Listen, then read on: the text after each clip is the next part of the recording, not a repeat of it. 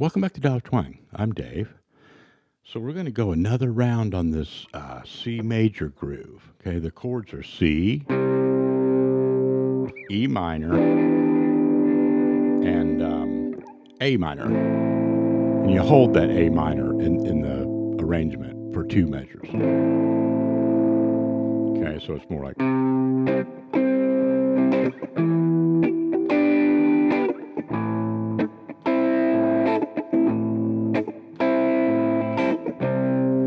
All right. Now, a couple days ago, like I said, we got more into kind of the basic mapping for this. What scale we're going to use? C major scale, C major pentatonic, and we kind of stayed in that realm. And we did a little bit of mapping out of just some ideas and some phrasing ideas and things. And so if you want to check that one out, that'd be great. If not, hang around and check this one out. It's just kind of a different topic, but the two videos would go together very well. After this lesson, at the end of this video, there will be a few minutes of that same backing track for you to practice these skills over. And today we're going to go after the chord tones more. Okay. So obviously we're playing in C. We're going to be using the notes from the C major scale and C major pentatonic. Also happens to be the same notes as A minor pentatonic. I'm not going to spend as much time, mapping that out for you as kind of working on one position and showing you how to kind of break down these triads and a few of the extensions of the triads, meaning the seventh and maybe the ninth of a couple of them. And to do that, I think it makes sense to kind of pick a position and kind of stay in it for most of this, right? And at the end, I'll show you, you can kind of remind everybody of, how to put those other pentatonic patterns in there and change, cover a little bit more real estate. But I think this will be well served, the concept here, by staying in one area, and that'll kind of keep it more concise. So let's do warm up for a second, because I really feel like that's helpful. We'll just play the chords, and we'll warm up a little bit on that C major scale.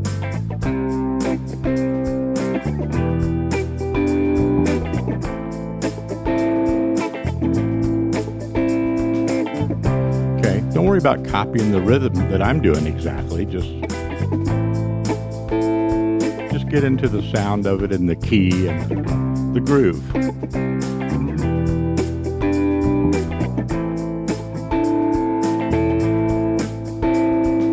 Okay, that's pretty fun, just playing along with the chords there. Now, C major scale. It's the do, re, mi for C.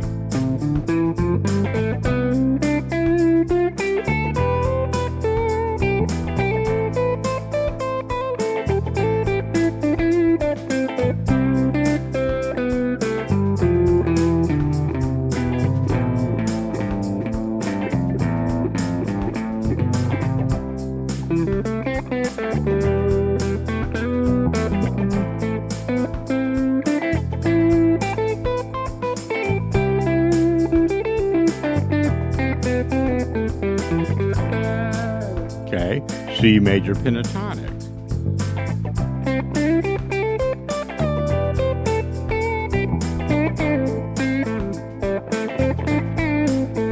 A minor, that position.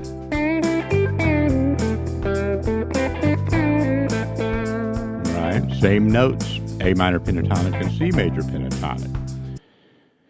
So, obviously those weren't, riffs that you need to copy, but that's a little warm-up routine right there. Play along with the chords, play some major scale stuff, C, and then play some pentatonic stuff, and then kind of start mixing those two scales together. And so that kind of brings us up to where we left off with the other video the other day. So for some of you, that makes sense right there. That's your program on this. Just make a practice routine out of that. And just explore things using that little system.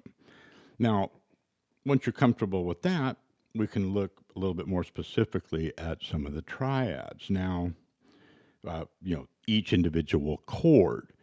Now, what's cool when you're playing in a key like this is that very often, you don't have to. It's not just a one-to-one assignment of, oh, this arpeggio or this lick will only work over this chord and this one will only work. They all kind of, well, you can mix and match them, and that's a good thing to experiment with also. And I'll mention that again here towards the end. But right now, let's boil it down to the basic science here. I played most of the C major scale stuff moments ago right here.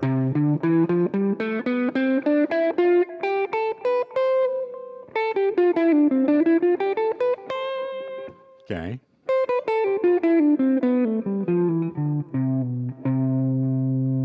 All right. Now, if we just take our progression one chord at a time. So C.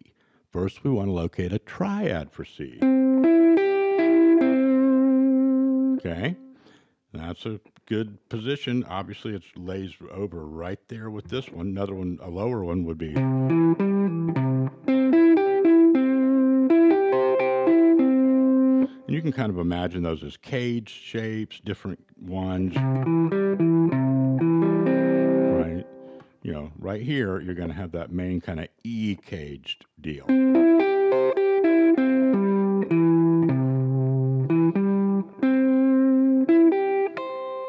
All right. Now, since that's the one chord in C, it's going to be a major 7. If you count 7 tones up that scale from the root C, you get a B natural. Okay, there's no sharps and flats in C major, right? Doesn't mean that you couldn't ever play a passing tone or something that was, sharp or flat. But the notes that make up the key itself are, like the white keys on the piano, right? So it's kind of handy when you're getting used to a lot of this stuff to play in C. You don't always have to. You don't always want to limit yourself to that, but it's kind of convenient. So our 7th then would be, so our root is C, E is the 3rd. See how I'm counting up? G is the 5th.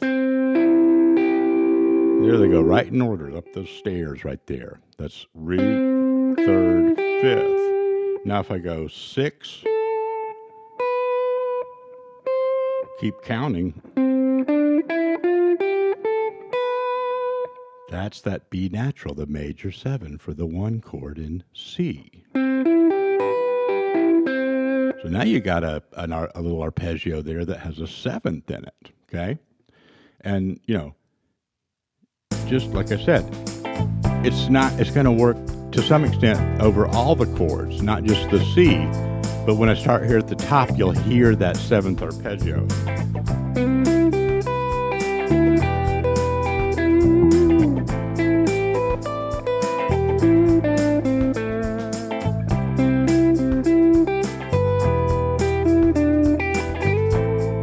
Okay, so that's just a nice sound, right? And so experiment with that right away. As soon as it goes to that E, I'm actually playing an E minor 7 there, but just look at it as an E minor triad. That B is also part of an E minor triad, but it's not the same component as the C, obviously. It's E. It's the 5th of E minor.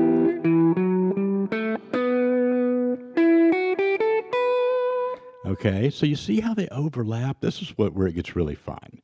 And when you kind of get past the initial sort of, maybe, confusion or just how elaborate it all seems, the way it's being presented so many different ways and everything, you really just kind of unpack it one piece at a time. It's really elegant how it all fits together, and it's not as complicated as you might think at first. So now we could do the same kind of assessment for E minor, rather. So every other note. Root, 2, 3rd, 4, 5. Now look at that. That E minor triad fits. It's 3 out of the 4 notes that the C major 7 arpeggio is, right? Now, if you want to find your seventh for the E minor, you keep counting up. But remember, you don't start over like you're treating E as the key you're in. You're still in C. So you use the notes that are in that C major scale, but count up likewise.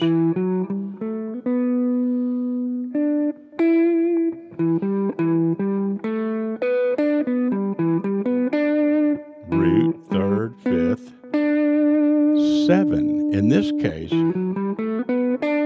you'll get a flat 7 from the down from the root, a whole step down from the root.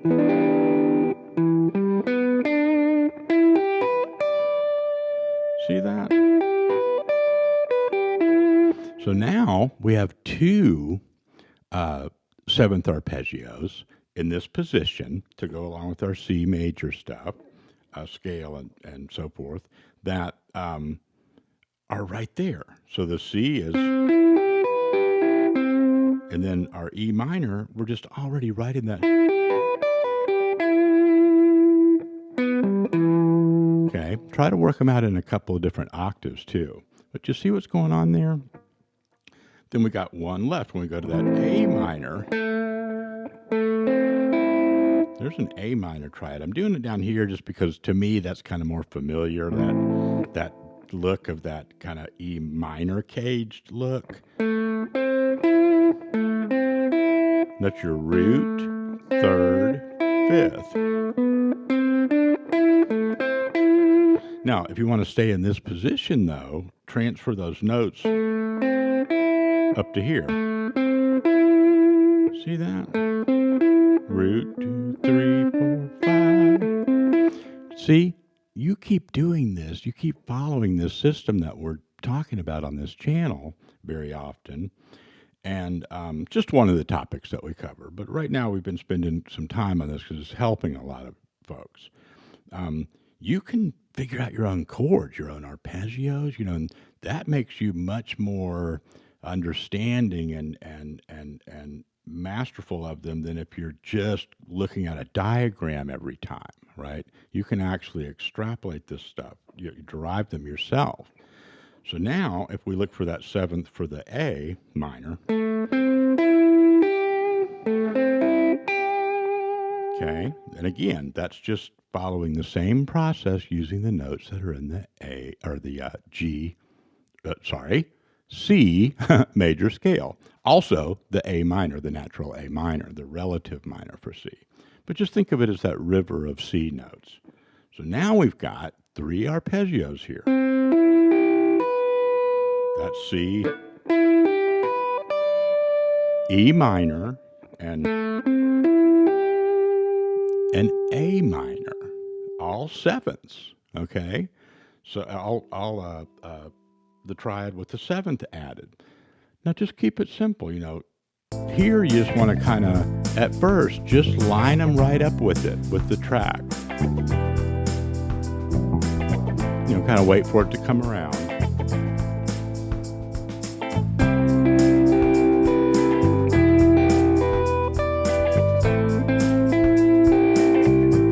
That's good enough for the beginning.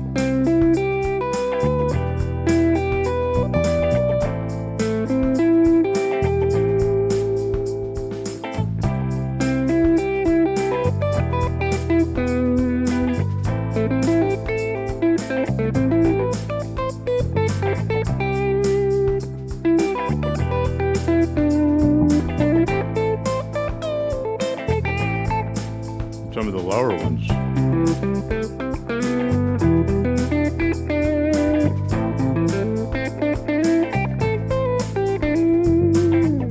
Okay, now I slipped out there, a little bit, went down to that kind of A minor pentatonic.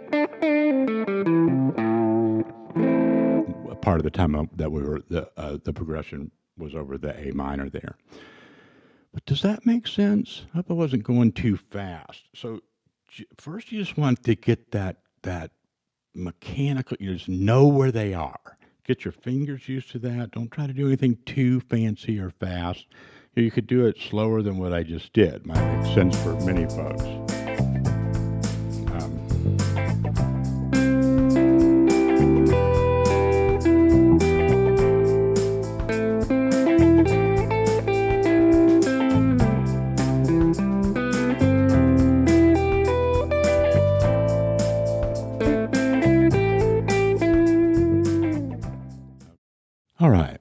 think we'll leave it there for today.